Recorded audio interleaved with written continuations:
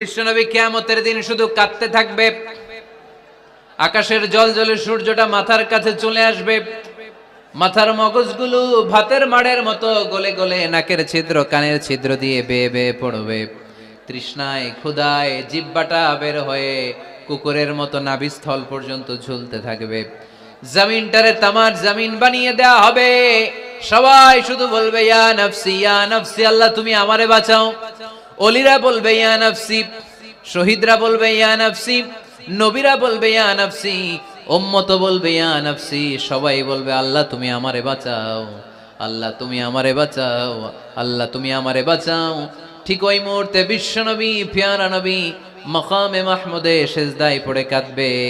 তিনি ইয়া নফসি না বলে চিৎকার করে কেঁদে কেঁদে বলবে উম্মতি উম্মতি রবলি হাবলি উম্মতি, ও রব আমার উম্মতকে তুমি বাঁচাও।